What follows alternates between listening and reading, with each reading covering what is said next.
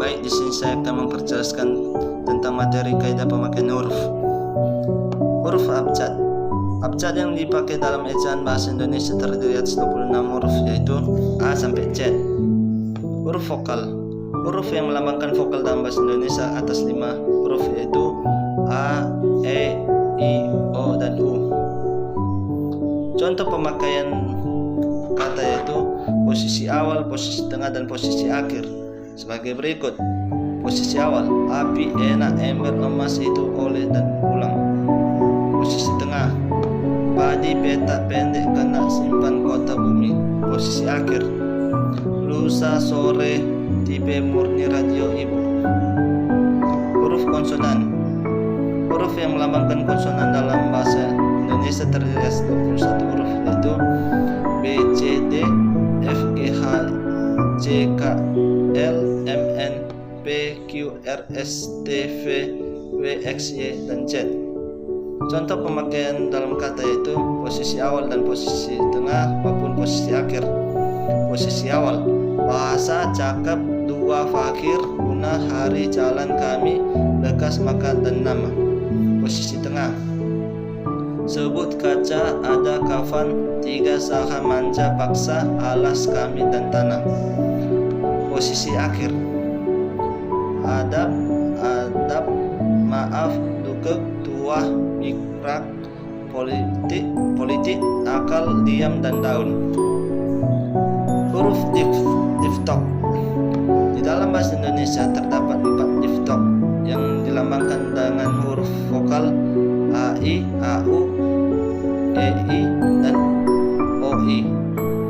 Contoh pemakaian dalam kata yaitu posisi awal, posisi tengah, dan akhir. Posisi awal yaitu aileron, autodiak, dan eigendong.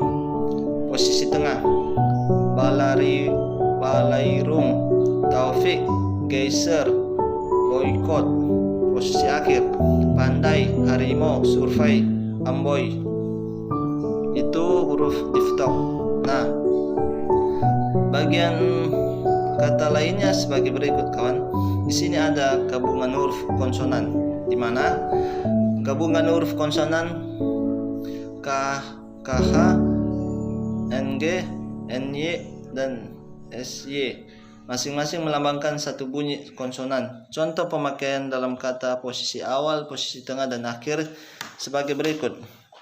Posisi awal: khusus, gerai, nyata, dan syarat. Posisi tengah: akhir, bangun, banyak, musyawarah. Posisi akhir: tarikh, senang, araish. Nah, selain gabungan huruf konsonan, kawan, di sini kita akan memperjelaskan tentang materi huruf kapital. Apa aja terdiri huruf kapital? Nah, di sini kita memperjelaskan tentang kapital, yaitu bagian pertamanya, huruf kapital dipakai dalam huruf pertama awal kalimat. Misalnya, apa maksudnya? Bagian 2, huruf kapital dipakai dalam sebagai huruf pertama unsur nama orang termasuk julukan, misalnya Amir, Hamzah. Catatan yang kita tahu, catatan atau ringkasan tentang huruf kapital sebagai berikut. Bagian pertama, huruf kapital tidak dipakai sebagai huruf pertama nama orang yang merupakan nama jenis atau satuan ukuran, misalnya ikan mujair. Nah, ingat, di sini kita akan memperjelaskan dengan huruf kapital, yaitu kalau membuat nama atau tulisan harus huruf kapital sesuai dengan yang kita bilang tadi, unsur nama termasuk julukan, misalnya Amir, Hamzah. Itu dia.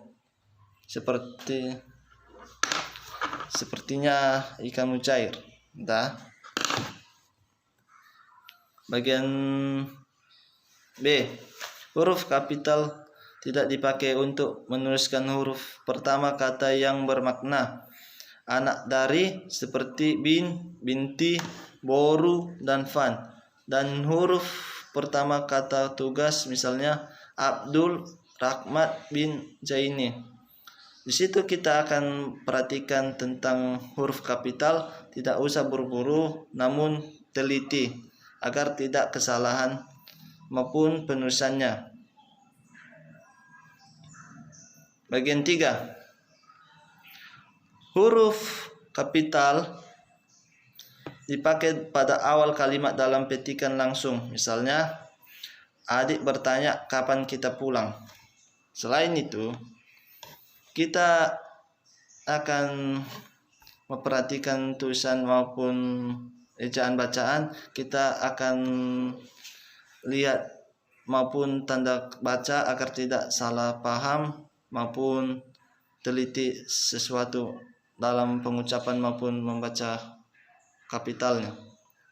Bagian 4. Huruf kapital dipakai sebagai huruf pertama setiap kata nama, agama, kitab suci, dan Tuhan, termasuk sebutan dan kata ganti untuk Tuhan. Misalnya Kristen Alkitab.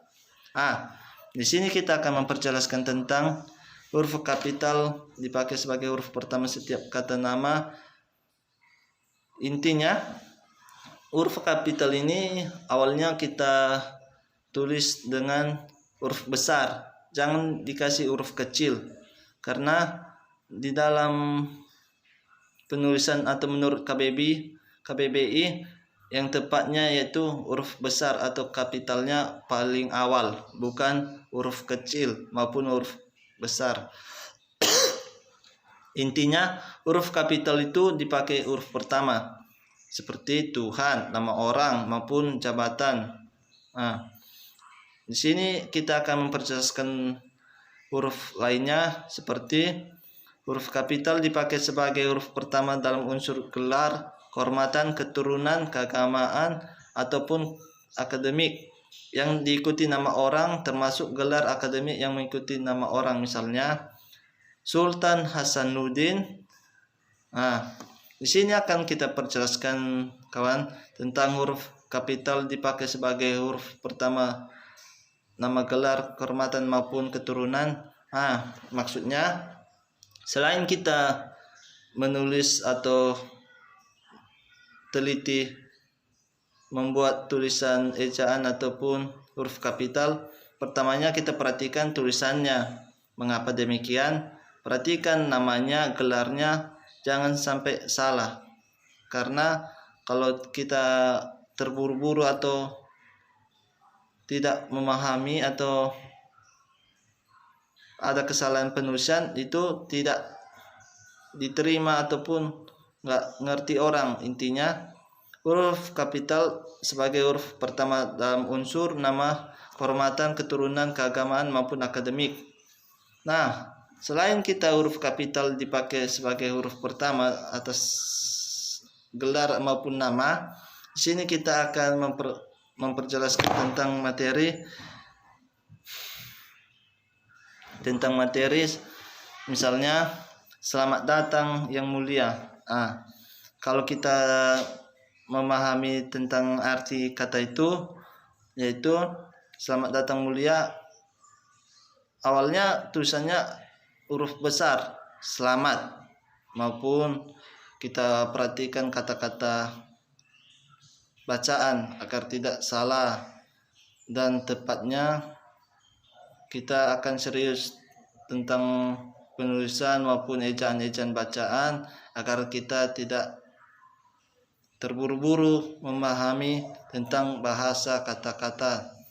Baik, demikian saya memperjelaskan tentang materinya, semoga bermanfaat tentang kita. Di sini kita akan menutupi tentang materi kaidah pemakaian huruf. Semoga bermanfaat dan terima kasih.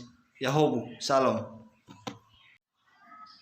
Baik, di sini saya akan memperjelaskan materi kaidah kata atau konsep dasar kata jin. Kaidah kata atau konsep dasar kata. Kaidah itu pedoman, patokan, atau aturan yang telah dibuat untuk mengatur perilaku manusia dalam berkehidupan masyarakat. Kaidah kata meliputi penggabungan kata, penulisan kata ganti, kata turunan, serta singkatan dan akronim. Kata merupakan alat penyalur gagasan atau ide yang akan disampaikan kepada orang lain, atau kata yang dijalin satukan, maksudnya penggabungan dalam suatu konstruksi yang lebih besar berdasarkan kaidah-kaidah sintaksis atau kalimat yang ada dalam suatu bahasa. Setiap rangkaian kata hendaknya mengandung makna yang tersirat agar orang lain mampu memahami maksudnya. Dengan cara ini maka tercipta komunikasi dua arah, yaitu harmonis dan baik. Kata-kata yang digunakan dalam kegiatan komunikasi dapat diterapkan melalui berbagai media, yaitu media lisan maupun media tulisan. Intinya, merangkai kata-kata ataupun menulisnya suatu kalimat atau kata-kata, kita harus memahami maupun tidak usah terburu-buru agar tidak kesalahan. Intinya, baik dan harmonis itu harus tepat dan teliti. Selain itu, kita akan mempelajari tentang gabungan kata atau kata majemuk. Nah, di sini kita akan mempelajari kalimat majemuk maupun kata gabungan, yaitu gabungan kata adalah gabungan antara kata bentuk terikat dengan kata dasar. Penggabungan dengan kata termasuk istilahnya khusus ditulis terpisah. Contohnya, orang tua, ibu kota, sepak bola. Kata ganti. Kata ganti adalah jenis kata yang menggantikan nomina. Kata ganti digunakan sebagai petunjuk lokasi atau suatu benda. Contohnya ku, kau, mu, dan engkau.